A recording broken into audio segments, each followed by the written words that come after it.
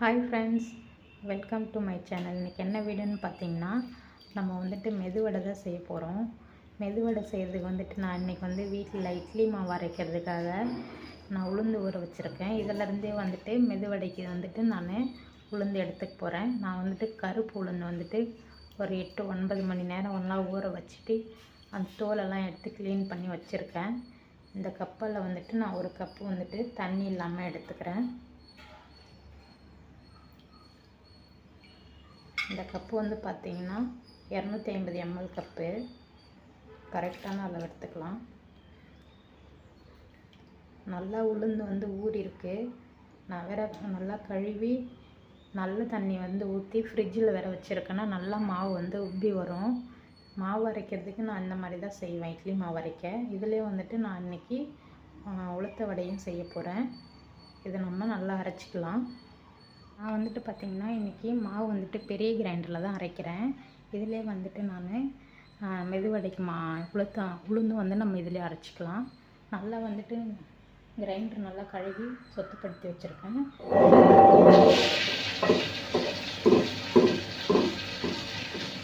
ரவை கூட தண்ணி இல்லாமல் கிரைண்டரில் சேர்த்துக்கலாம். ஃப்ரெண்ட்ஸ், நான் பார்த்திங்கன்னா கொஞ்சம் கூட தண்ணியே சேர்க்காம தான் அரைக்கிறேன். நல்லா இப்போ பாதி அளவுக்கு மஞ்சிட்ருக்கு. நல்லா அந்த உளுந்து நல்லா மயிற அளவுக்கு நம்ம அரைச்சி எடுத்துக்கலாம். இப்போ பார்த்திங்கன்னா மாவு நல்லா மஞ்சிட்ருக்கு. இப்போ இது கரெக்டான பதம். எப்படி இது கரெக்டான பதம்னு சொல்லிட்டு எப்படி பார்க்குறதுனா, இந்த மாதிரி ஒரு டப்பில் நம்ம தண்ணி எடுத்துக்கலாம். கொஞ்சம் மாவு எடுத்து நம்ம இந்த தண்ணியில் போட்டோன்னா உள்ளே போகாமல் மேலேயே மிதங்கும். இது கரெக்டான ஸ்டேஜு. இப்போ நம்ம மாவை கிரைண்டர் ஆஃப் பண்ணிவிட்டு வடிச்சிடலாம். ஒரு ஈரம் இல்லாத பவுலில் நம்ம மாவு வடிச்சிக்கலாம். ஃப்ரெண்ட்ஸ், இப்போ நம்ம உளுத்த மாவு சூப்பராக அரைச்சி எடுத்துக்கிட்டோம். நீங்கள் மிக்சியில் அரைச்சிங்கன்னா இதை விட கொஞ்சம் மாவு கம்மியாக தெரியும். அவ்வளோதான் டிஃப்ரெண்ட் இருக்கும். மிக்சிலையும் இது மாதிரி நம்ம அரைச்சிக்கலாம். நான் இட்லி மாவும் அரைக்க போகிறோம் இன்றைக்கின்னு சொல்லிட்டு தான் அந்த கிரைண்டர்லேயே ஃபஸ்ட்டு வடைக்கு அரைச்சிக்கிட்டேன். இதில் நம்ம இப்போது தேவையான பொருளெல்லாம் சேர்த்துக்கலாம். நான் ஒரு வெங்காயம் கட் பண்ணி வச்சுருக்கேன் பொடிசாக, அதை சேர்த்துக்கலாம். கூடவே ஒரு பச்சை மிளகாய் கட் பண்ணியிருக்கேன் பொடிசாக, அதை சேர்த்துக்கலாம். அதுக்கப்புறம் ஒரு துண்டு இஞ்சி பொடிசாக கட் பண்ணி சேர்த்துருக்கேன், அதையும் சேர்த்துக்கலாம். கொத்து கருவேப்பிலை நல்லா தண்ணியில் அலசிட்டு கிள்ளி வச்சுருக்கேன், அதை சேர்த்துக்கலாம். கொத்தமல்லி தழை கொஞ்சமாக தண்ணியில் அலசிட்டு அதையும் பொடிசாக கட் பண்ணி வச்சுருக்கேன், அதையும் சேர்த்துக்கலாம். ஸ்பூன் மிளகு எடுத்துருக்கேன் முழுசாக, அதையும் சேர்த்துக்கலாம். ஸ்பூன் சோம்பு எடுத்துருக்கேன், அதையும் சேர்த்துக்கலாம். அப்புறம் மெயினாக இன்னொரு இன்க்ரீடியண்ட் என்னென்னு பார்த்தீங்கன்னா அரிசி மாவு. அரிசி மாவு சேர்க்கறதுனால எண்ணெய் குடிக்காது, நல்லா மொறு வரும் மெதுவடை. அதுக்காக இந்த ஸ்பூனால் நான் ஒரு 3 ஸ்பூன் சேர்த்துக்கிறேன். இப்போ தேவையான அளவுக்கு உப்பு சேர்த்துக்கலாம். இப்போ நம்ம நல்லா மிக்ஸ் பண்ணிக்கலாம். ரொம்ப போட்டு அழுத்தம் கொடுத்து மிக்ஸ் பண்ண தேவையில்லை. ஜென்டிலாக நம்ம எல்லாத்தையும் மிக்ஸ் பண்ணிக்கலாம்.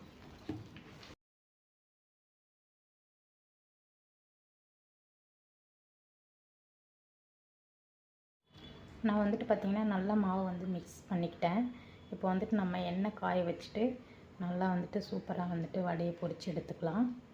ஒரு டைம் வடையை பொரிக்கும் போது நம்ம நம்ம கையில் இந்த மாதிரி தண்ணி கையில் டிப் பண்ணி தான் வடை மாவை கையில் எடுத்து தட்டி போடணும். இப்போ நல்லா எண்ணெய் காஞ்சதுக்கப்புறம் நம்ம தட்டி போட்டுக்கலாம். கடாயில் தேவையான அளவுக்கு நம்ம எண்ணெய் ஊற்றி நல்லா சூடு பண்ணிக்கலாம். சூடு ஆயிடுச்சான்னு செக் பண்ணுறதுக்கு கொஞ்சமாக இந்த மாதிரி மாவு எடுத்து எண்ணெயில் போடலாம். எண்ணெயில் போடும் போது டக்குன்னு நம்ம போட்ட பொருள் உள்ளேருந்து மேலே வரும். அப்போ நல்லா சூடாயிடும் எண்ணெய். இப்போ நம்ம மீடியமாக அடுப்பு வச்சுக்கலாம். வச்சுட்டு இந்த மாதிரி ஒரு பவுலில் கையை நல்லா நனைச்சிக்கோங்க. நனைச்சிட்டு நம்ம அரைச்சி எடுத்து வச்சுருக்க மாவு நல்லா கையில் கொஞ்சம் பல்காக அள்ளிக்கோங்க. ரொம்பவும் பல்க் அதிகமாக இல்லாமல் திட்டமாக அள்ளி இந்த மாதிரி கட்டை விரலால் நம்ம ஹோல் போட்டு சேர்த்துக்க வேண்டியது. இது வந்து ஒரு ஸ்டெப்பு. இது வந்து நல்லா வடை சுட தெரிஞ்சவங்க இந்த மாதிரி வந்து கையில் எடுத்து கட்டை விரலில் ஹோல் போட்டு நம்ம சேர்த்துக்கலாம்.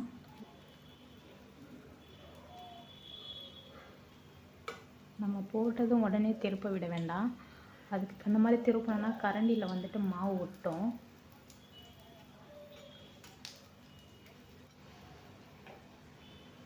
இப்போது நம்ம வடையை வந்துட்டு திருப்பி விட்டுக்கலாம்.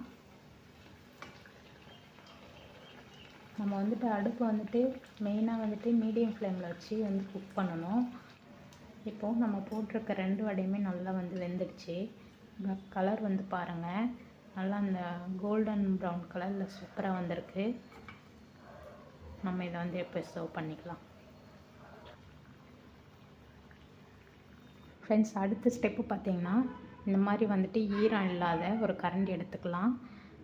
நம்ம வந்துட்டு கொஞ்சமாக அதில் வந்து எண்ணெயாவது தண்ணியாவது தடவிக்கோங்க. தடவிக்கிட்டு நம்ம கையிலையும் தண்ணி தொட்டு மாவு எடுத்து கரண்டி மேலே வச்சுடுங்க. வச்சு இந்த மாதிரி ஒரு கையால் ஓட்டை போட்டு நம்ம எண்ணெயில் சேர்த்துக்கலாம்.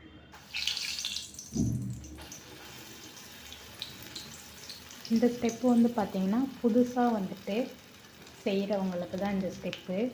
கையில் வந்து எண்ணெய் பட்டுடன்னு பயமாக இருக்கும், அந்த மாதிரி இருக்கவங்க இந்த மாதிரி கரண்டியில் மாவு வச்சு கையால் ஓட்டை போட்டு நம்ம இந்த மாதிரி எண்ணெயில்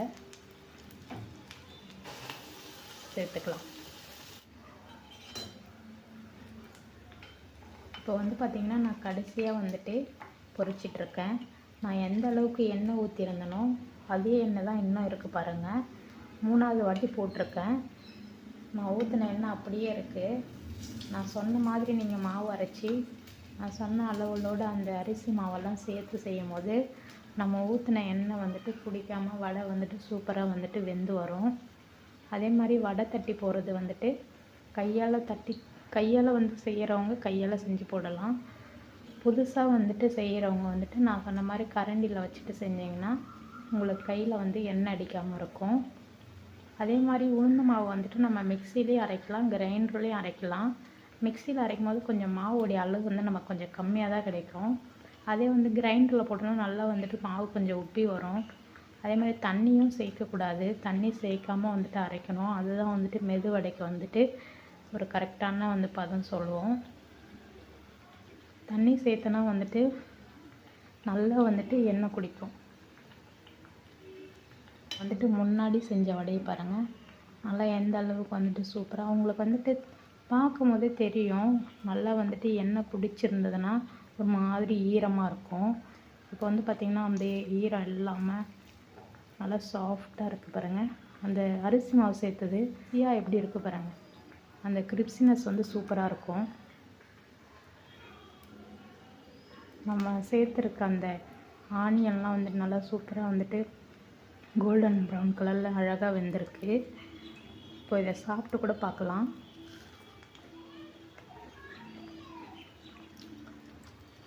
நான் எப்பயுமே வந்துட்டு வடை செய்யும் போதே சூடாக சாப்பிட்டு பார்ப்பேன்.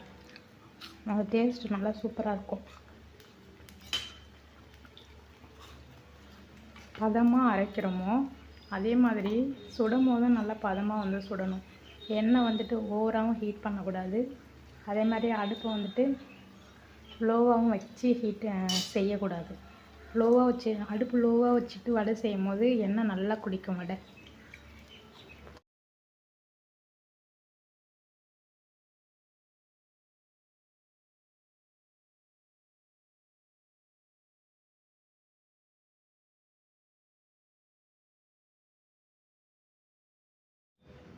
ஃப்ரெண்ட்ஸ், இப்போ வந்துட்டு நம்ம வடையெல்லாம் நல்லா சூப்பராக சுட்டு எடுத்தாச்சு.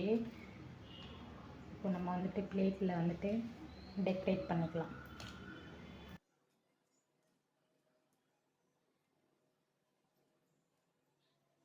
டடைங், சூப்பராக வந்துட்டு வடை சுட்டு எடுத்தாச்சு. இப்போ வந்துட்டு வடை எப்படி இருக்குன்னு டேஸ்ட் பண்ணிடலாம். ஆல்ரெடி சுடும் போதே 2-3 உள்ளே போயிடுச்சு. ஃபைனலாக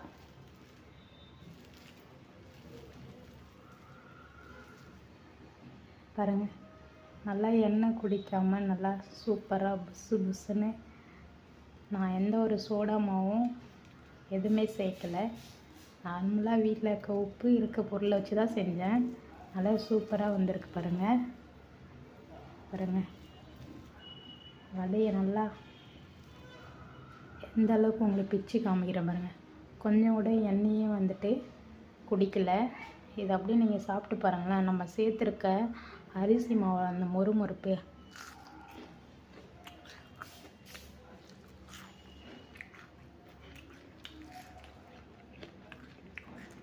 சூப்பராக இருக்குது ஃப்ரெண்ட்ஸ்.